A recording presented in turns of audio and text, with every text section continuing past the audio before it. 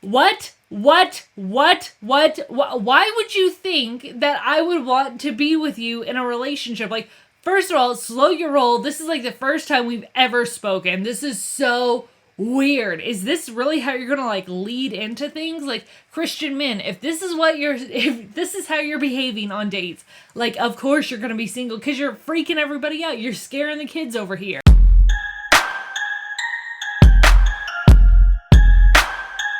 Hey fam, it's Rachel. Today on Crack Your Bible, we are doing part 3 of our series about Christian dating for men specifically because so many men have contacted me saying, oh, there's no good Christian women. I'm never going to find anybody. I'm always going to be alone. And it's like, no, stop listening to what Satan tells you and stop listening to the bad advice from church, because what is coming out of the church is straight up trash. It is straight garbage. I mean, the Holy Grail book for Christian courtship has a guy tipping a fedora. Burn that trash. Like, it's bad advice. It doesn't work, and it is crippling the Christian single community. So let's talk about that, because if you want a Proverbs 31 wife, you better be a Proverbs 31 husband, and the church ain't talking about that. So before we get started, make sure you hit subscribe with a bell with a parenthesis so you're notified of a new gospel message, because of course, Satan and YouTube and Google, they're one and the same, but they do not want you to know the gospel, and they will never notify you of a new gospel message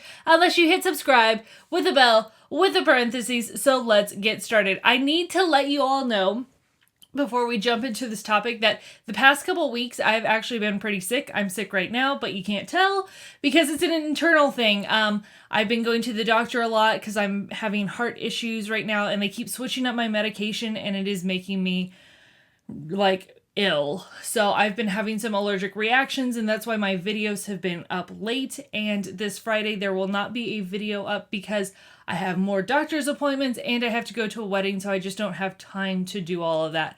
So now that you know why my videos have been late, let's just jump into it. So again, I need to preface this that I don't hate my Christian brothers. I'm not here to make fun of you. It's not that I think that you're a loser or anything like that.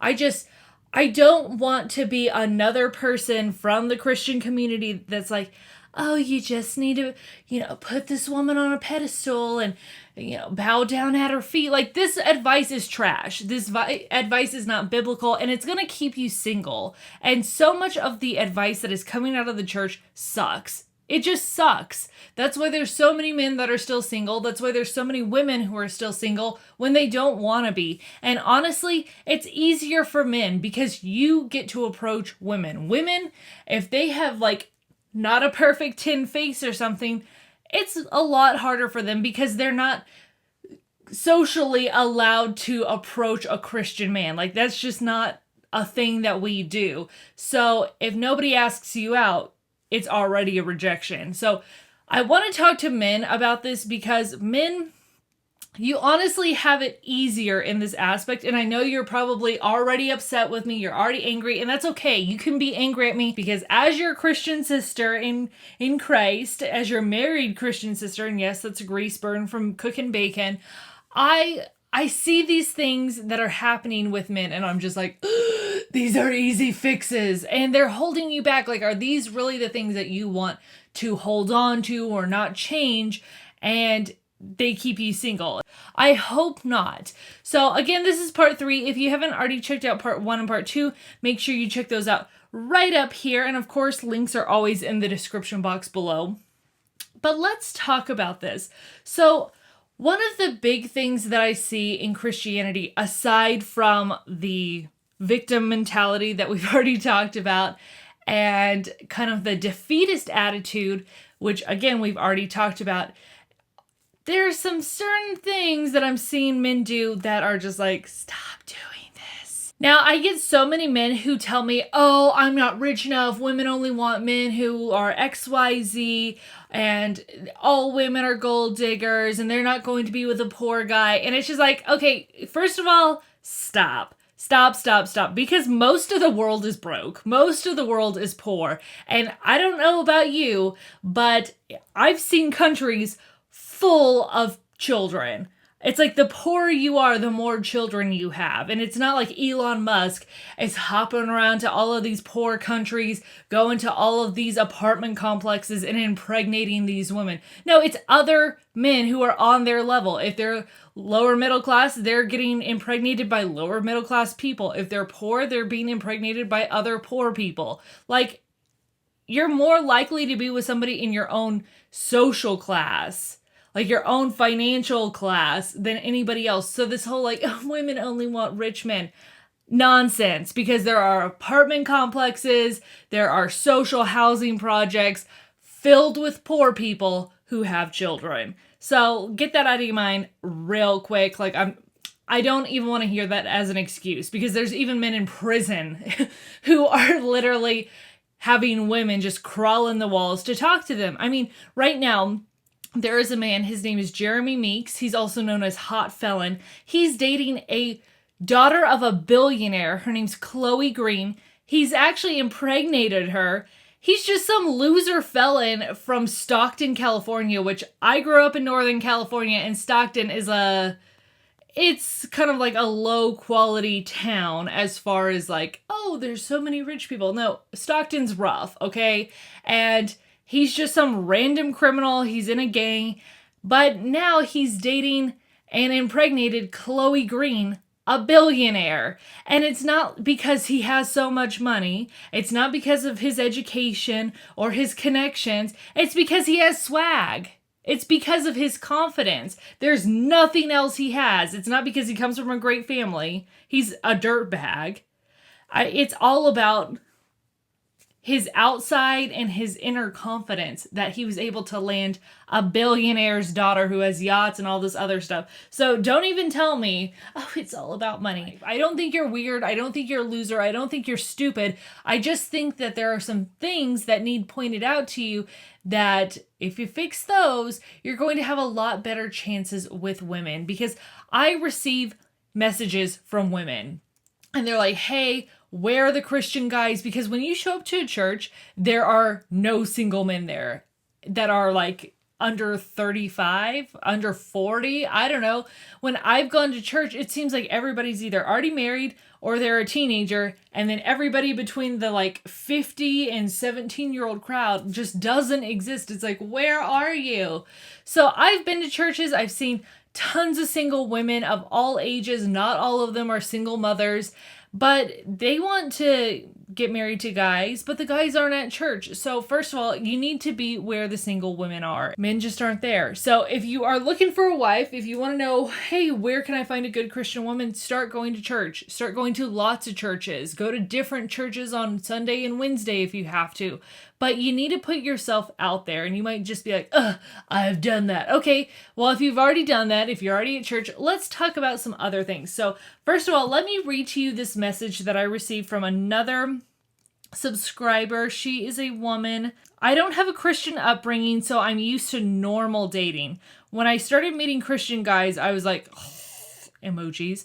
Why are they all so freaking weird? They have no social skills. They don't embrace their masculinity, and they don't take care of their looks. It's been so discouraging because they do nothing to be attractive. And I guess it's the same the other way around with Christian girls as well. It's all just crazy. So they're socially awkward, they don't embrace their masculinity, and they do nothing to look attractive. At no point did she mention finances. At no point did she say, oh, these guys just aren't rich enough for me. These are things that you can change. And I see this is not just something that she's experiencing, but I've experienced it as well, because as a Christian, I don't go to church as an adult now, but when I was in university, I went to 3 different churches, 3 different denominations every week. So with different groups of friends, I would go to church with them, even though I wasn't the same denomination as them. And I know how it is for singles. I know what it's like. And it's just straight weird. It's really weird. It's dysfunctional. It's socially awkward. It feels like you're around a bunch of middle schoolers instead of college-age kids, because they are so socially awkward around the opposite sex. And you wonder, why are Christians single? Again, this is not 1, 2, 3, 4 messages I've received from 4 different guys. No, I've received a lot of different messages from men complaining about there's no good Christian women, everybody's a hoe. And just to let y'all know, I've been in the men's rights community for over 6 years online. I have online relationships with writers who are in the men's rights and the MGTOW communities. I know what men are saying because I've sat there for 6 years and I've read through all of this stuff. I have a brother myself. I have family members who are men. Like, it's not like I've grown up in a convent or something. I have experience with this. I'm married. So, I get some like snippy comments from guys like, you don't know how it is. And it's like, okay, I've literally listened to all of y'all. So let me just talk to you about some of the things that I've noticed that guys do that keep them held back, aside from the confidence issues. So, so many men, they want a 10. They only want a 10. And it's just like, if you're not a 10 doesn't want to be with you. And it's like, you have to have self-realization. You have to be aware of yourself and how you come across to other people. And I know how I come across. A lot of people don't like me. A lot of people do not like the way that I come across. They don't like how boisterous I am. They think that I'm full of myself. And they just don't like how I am. But I know this about myself. I know how I come across. And I'm okay with that. Like, people don't like me, that's cool, whatever. Like, I'm gonna keep doing me. But a lot of men, they don't understand how they come across.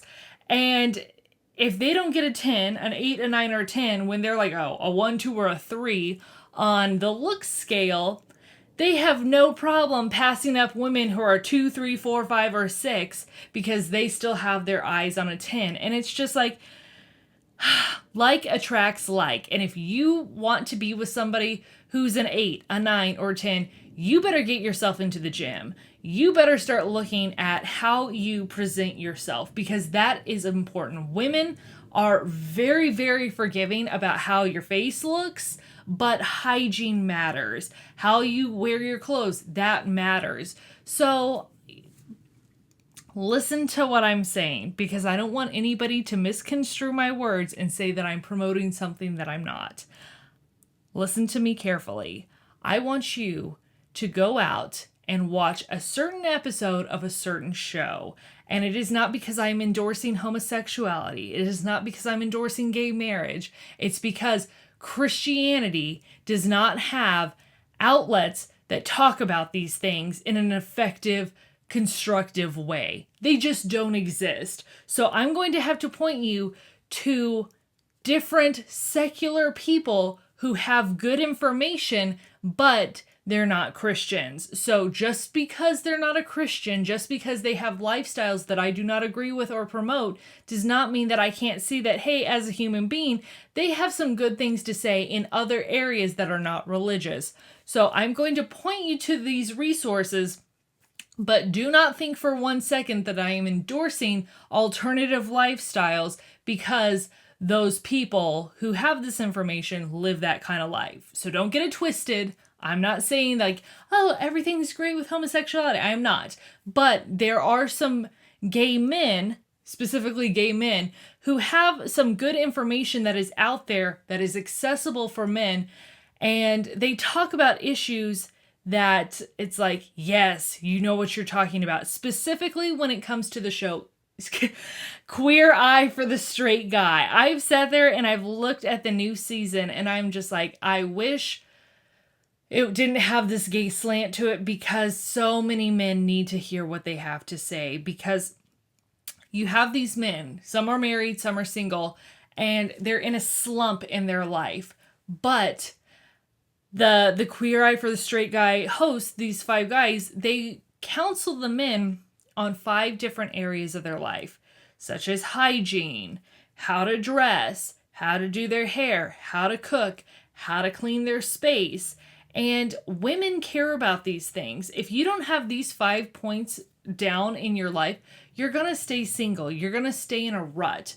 And I have seen so many men neglect these 5 areas, and then they wonder why they're single. And they wonder why, oh, well, if I like you, how come you don't want to be with me? It's because you're materialistic and stuck up. And it's like, no, it's because you don't have these other areas in your life on point. So, for example, my sister just texted me today. She's single. She's 28 years old. She makes 6 figures, and she cannot find a boyfriend that is like worth anything, because so many guys, it's like she lives on her own. She has her own place. She's doing her own thing. She's thin. She's way thinner than I am. She's like a size 6, and I'm a size 14, BTW. And she can't find somebody. And she's just like, what is going on? She said she went on a date with this one guy, and he's been hyping up this date for over a week. She shows up, she's dressed up, and he comes with long fingernails. He couldn't even be bothered to clip his own fingernails. And this is something that I've noticed with so many guys. Just their hygiene is not on point. Where you need to cut your fingernails. You need to wax your eyebrows. These things make you look 100 times better. If you can't grow a beard, shave. If you grow a beard, trim it. If you look like a mountain man, if you look like a homeless dude, yeah, you're going to not have as many women out there that want to be with you. And this is why I've fought so hard to have a series about modesty, because number one, I want women to be able to feel beautiful and look good. And I want you to be able to have women out there that are attractive in the Christian community, because we know Christian culture tells women, oh, if you look pretty or you look sexy, then you're a harlot. And it's not true. I want women to be able to look beautiful so that their husbands also enjoy looking at them. Not only because they look good for themselves, but I want their husbands and their boyfriends to be proud of how they look, and I want them to find them attractive. So that's why I fight about this modesty stuff. But likewise, I want men to care. I want you to give a care about how you look. It's not vain, it's not proud, and it's not gay to be clean, to wear clothes that fit you, and to practice self-care and maintenance. If you're extremely overweight, if you're dirty looking, you're going to have a hard time. So men, I want you to focus on your fingernails. I want you to focus on your teeth. And it's not even about having straight teeth. My first husband, which I've already talked about right up here, his teeth were like a disaster. So it's like, you don't have to have straight teeth to find somebody, but they do need to be clean. And take care of your eyebrows. My husband, he gets manicures. He gets his eyebrows waxed because his hair grows like all the way down to his eyelid. It's very strange. But you have to maintain hygiene and just a modicum of care about your appearance, because if you don't even care about yourself, if you don't care about how you present yourself to the world, then how can you have standards when you don't meet your own standards? How can you have these super high standards for women when you don't even meet your own standards? Women have standards, and you clearly have standards for women, so you need to have standards for yourself. So you need to be the best that you can be for somebody else. And it starts with clipping your fingernails, taking care of your eyebrows, brushing your teeth, trimming your hair, cleaning yourself. One of the other things is, what does your car and your house look like? And I'm not talking about, is it nice? Is it expensive? Is it brand new? Is it clean? Because I can't tell you how many people, men and women, I've been in their cars and it's just like there's a ton of trash everywhere. And it's like, if you can't even keep up the most expensive things that you probably own, which is your car or your house, how are you going to take care of something like a human being or a child? Like, these are things that are supposed to matter to you. These are things that, it took a lot of time and effort to get, and you're not taking care of them. And why would I want to be with somebody who neglects very expensive things that they need to live? You have to have a vehicle. You have to have a home to live in. And if you don't take care of these two necessities, how are you going to take care of the people in your lives if you're that flippant about that? So clean up your house, clean up your car, change your sheets. Oh, I've seen so many guys' houses, even guys that I'm not dating, you walk in to use their bathroom and their toilet is black with mold. If you don't see these obvious things that need taken care of, how are you going to notice a woman who needs certain things in a relationship? Like, a lot of a relationship is visual cues, and body language. It's not necessarily verbal commands all the time. And I'm a big proponent of not playing games and using your words. But at the same time, you have to have some social competence where it's like, hey, if you don't even notice that this needs taken care of, your clothes are just in a giant pile on the floor, on a chair, you can't even be bothered to fold your clothes or put them in the closet, how are you going to take care of things that are supposed to be really important to you? These things matter, and it's just putting some effort into taking care of yourself matters. Knowing how to cook some food to nourish your own body. Your body is the temple of the Holy Spirit, and if you don't take care of yourself, how can you take care of another person? You need to take care of yourself. You need to care. You need to put some effort into your appearance.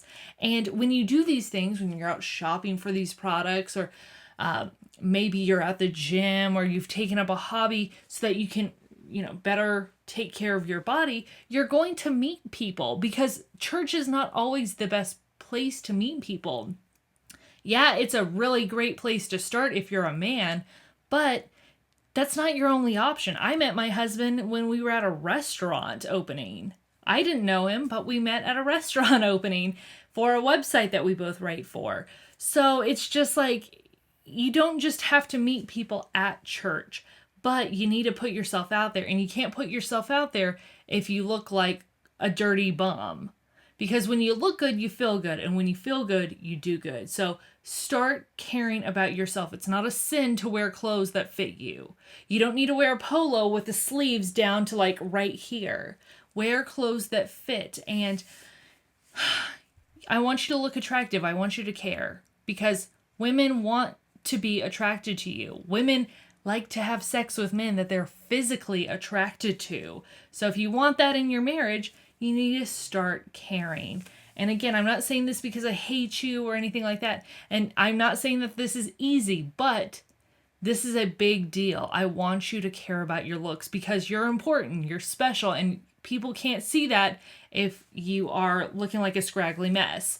So that is a big point, self-care. And I actually made a playlist right up here that is going to have all the videos that are from secular people. There are no Queer Eye videos. You'll have to watch that on Netflix. I'll have a link down below in the comments section or in the description box. But up here are some videos that I would love for you to watch. They are not from Christian men, so I can't endorse everything that they say, but take what's good, leave the rest, and understand that they have a lot of good points that both men and women should take to heart when they are looking for a spouse. And one of the other things that I see with Christian men is that they only want a certain type of woman, but they don't want to be that certain type of guy. When I was 25, before I met my husband, I was going to a church, and I would also go to Bible studies on Saturday nights, like Las Vegas, Saturday night, I'm going to Bible study. And it was kind of weird because I was the youngest person there by about a good 20 years. And I remember this one night, we're all sitting in a circle in these people's living rooms. It's not at a church, it's at a person's home, small group, whatever. And this guy next to me, he's like really feeling what I had to say that night. And he gets to talking to me after the meeting, and we're standing on these people's like front porch because it's over. And he's like, well, I just really liked a lot of the things that you had to say. And I would be really interested in talking to you about like street ministry and witnessing because we don't have any women on the team. And it was getting late, and I was like, well, I don't really feel comfortable continuing this conversation on these people's porch. Like, the meeting's over. So do you want to see if there's like a 24-hour Starbucks or something around? And he's like, yeah, totally cool. Like, great. And I think it was raining and he was on a motorcycle. So I was like, well, I'll drive you to there because of the bad weather. I think it's been 5 years. But the whole mood changed the second we get in the car. I get in the car. He gets in. We drive down the highway. And then it happens. He starts spilling his guts to me.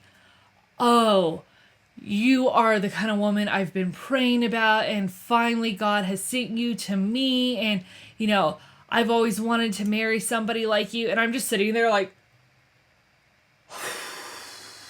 oh my God, please don't let me die tonight. God, please don't let me die tonight. And he starts telling me, he's like, oh, how old are you? And I told him I was however old I was, I think 25. And he's like, oh, my son is 24 and he has 5 kids and all this. And it's just like, what is going on here? And then he tops it off with like, he's been married 3 times and how his friend is letting him like sleep in his business with a sleeping bag and he doesn't really have a job or anything, and how this is so great that he's finally met me because this is who he's been praying for. And it's just like, what? Why would you think that I would want to be with you in a relationship? Like, first of all, slow your roll. This is like the first time we've ever spoken. This is so weird. Is this really how you're gonna like lead into things? Like, Christian men, if this is how you're behaving on dates, like, of course you're gonna be single because you're freaking everybody out. You're scaring the kids over here. So I'm just like, oh my gosh, like this is so weird and creepy. Like, no, I don't want to be a stepmom to somebody who's a year younger than me. Like, no, I'm 25. I don't want to be a stepmom to 5 kids and be your 4th wife. Like, you're weirding me out over here. And to top it off, like, what would you be bringing to the marriage? Random stranger who I've only talked to one-on-one tonight? What would you be bringing to the marriage? You don't have a job. You don't have a car. You're sleeping in a sleeping bag in somebody's business. And I'm just supposed to be like, oh, okay, I know you've been praying for me. I'm 25. I've graduated college. I have no student loan debt. I have a job with full-time benefits. I have a vehicle that I have no co-signer for, that I paid for myself. I live in an apartment by myself that I paid for, no co-signer, filled with furniture that I purchased by myself, and no credit card debt. What are you bringing to the marriage? I'm bringing all this. What are you bringing? Because if you want to be the leader, you better be bringing something, whether it's a cool personality to offset the fact that, hey, there's like 20 years age difference between us. And if there's going to be that big of an age difference, we're not going to talk about all the funny, cool stuff that we have in common because we grew up in the same era. So you need to bring something to the table to offset that. And clearly you don't, because you're being weird. And it's just like, when you have so many things that pile up, it's like, yo, like, we're not on the same level. It's not because I'm a snob. It's just like, dude, do you not think that I have needs too? So it was just super weird. And we got to the casino, and of course, Starbucks was closed. It wasn't a 24-hour Starbucks. And he's like sitting in my car, and he's like, puts his hand on my knee, and he's like, can I kiss you right now? And I was like, no. No. He's like, oh my gosh, you're just so pure. And it's like, no, you're weirding me out, dude. Like, you are seriously freaking me out. And I'm sitting there like silently praying to God, like, God, get me out of this situation. Oh my gosh, like, never again. So I was able to fend him off for like 2 hours. And then I dropped him off, and I stopped going to that church and never went back again. So that is the last church that I went to. But it's like, if that's how you're behaving, of course you're going to weird people out. But I see so many men that are just like him. This is not even the first time that this has happened. Like, this is something that I've experienced multiple times in Christian churches.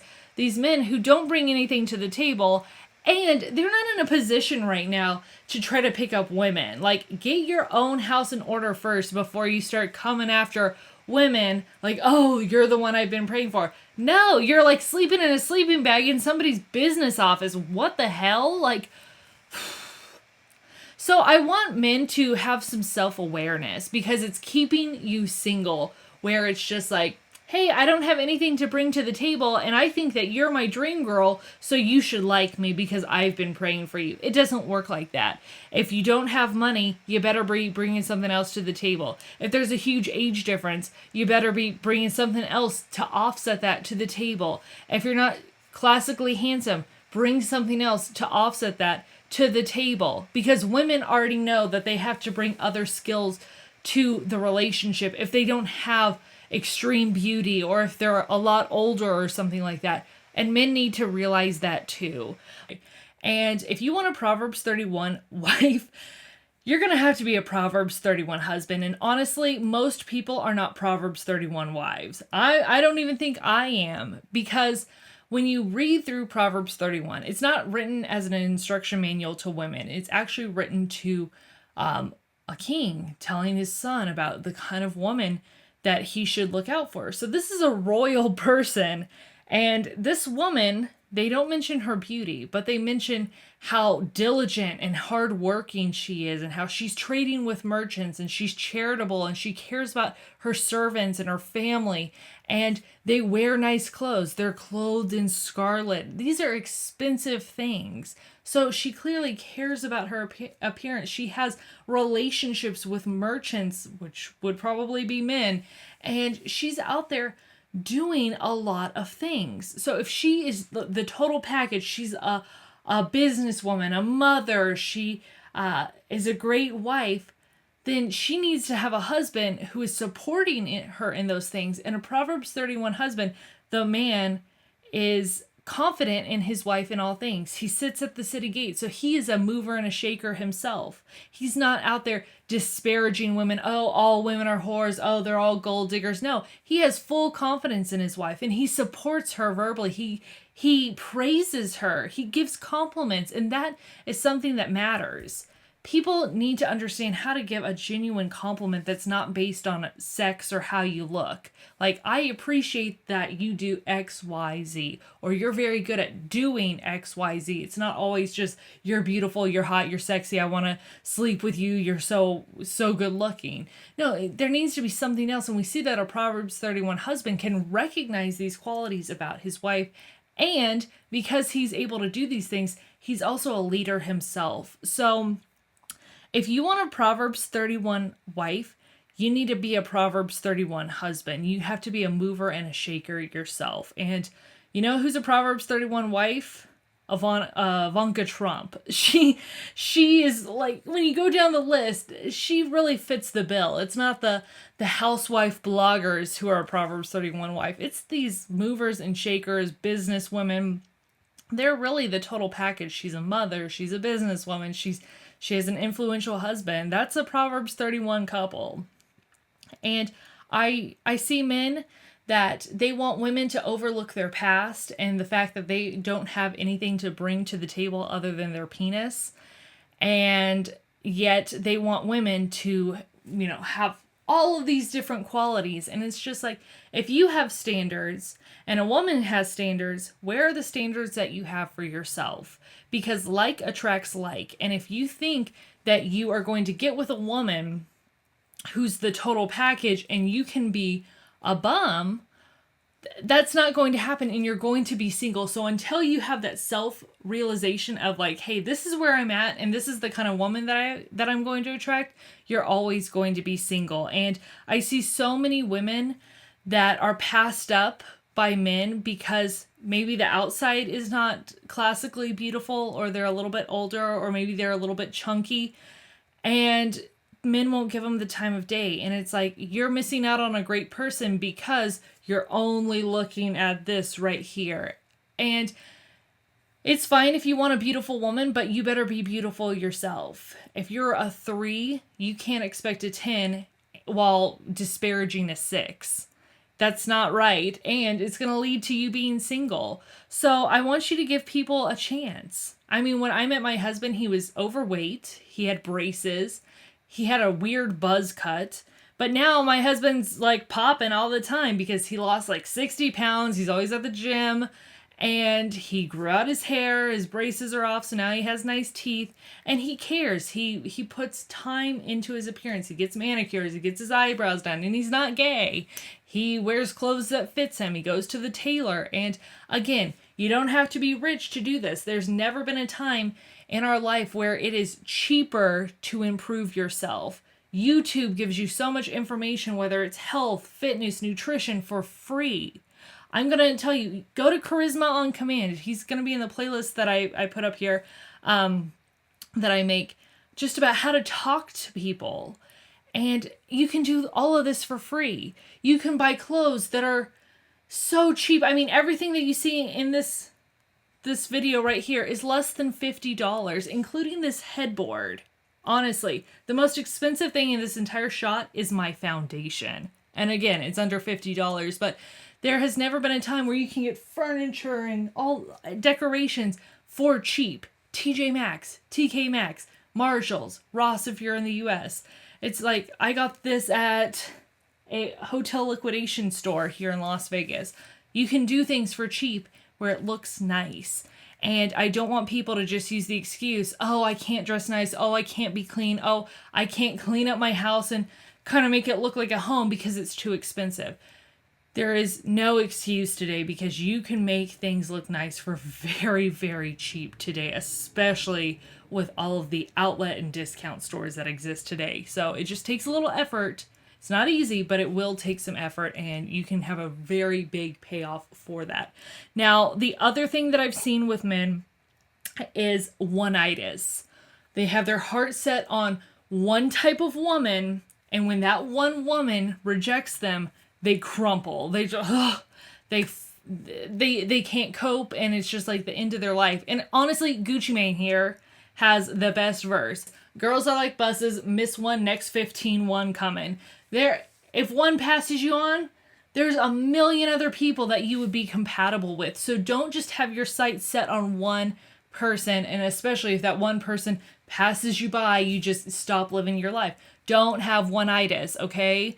There are 7 billion people in this world, half are the opposite sex, and you could be compatible with hundreds of thousands of them, but you'll never know if you don't get out there and stop pining over the one that got away. Now, the other thing is choice addiction on the flip side, where it's like hypergamy for men. Oh, there's going to be a better woman. If I stick with her, what if a better woman comes around and is like, pick one. It's like getting food for a 4th of July party or whatever your independence celebration is called in your country. If I go a week out before the holiday, I have my pick of things that I can purchase. But if I go the day of, I'm only going to have the leftovers that nobody else has purchased, things that are weird. Everybody's going to be eating a hot dog on a piece of Wonder Bread or something. Like, there's the things that I want are now sold out. And if I want a really good thing, I'm going to have to pay a premium for it. It's like that with human beings. If you wait and wait and wait and wait and wait, you're either going to get the dregs or you're going to be paying a premium to get with that person. So if you're not super wealthy, just realize time's a ticking.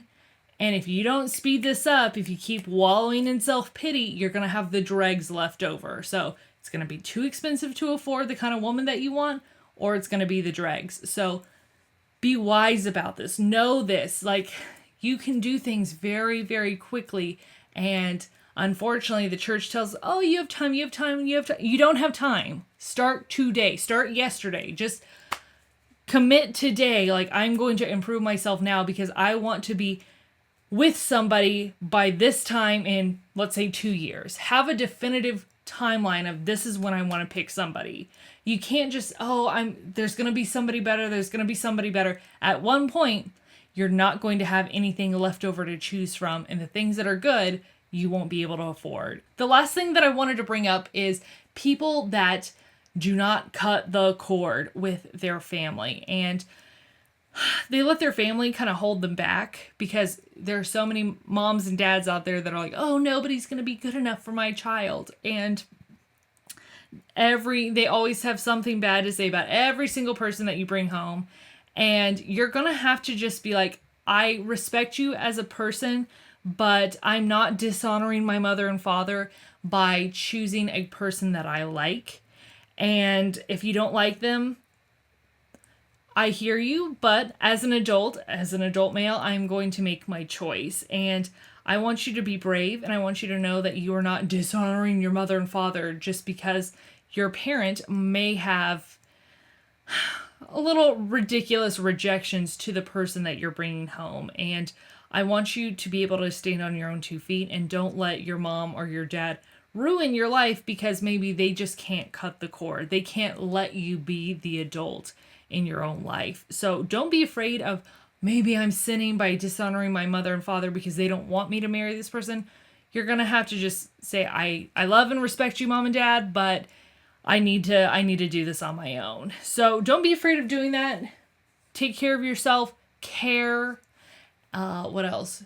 Don't be hypergamous, but at the same time, don't be crippled by choice addiction, and know that, hey, time's a ticking. You need to get on this today. So those are the things that I have seen. I want you to get married. I want you to be happy. But if you are dirty, if you are not taking care of yourself, if you're not taking care of your life, if you're not being realistic of the kind of people that you're going to attract, then you're going to have a hard time. And I'm not saying go out, marry the first single mom that is, 500 pounds overweight so that you can get married. I'm not saying that. And I know that the church tells men all the time, like, oh, you need to marry single moms and all this other junk and worship her feet and all this other garbage. Like, I know that the church teaches to put women on a pedestal, but I'm saying don't. Don't put women on a pedestal, but have realistic expectations for the kind of woman that you are going to attract. Because like attracts like. It's the little things. It's not about how much money you come from.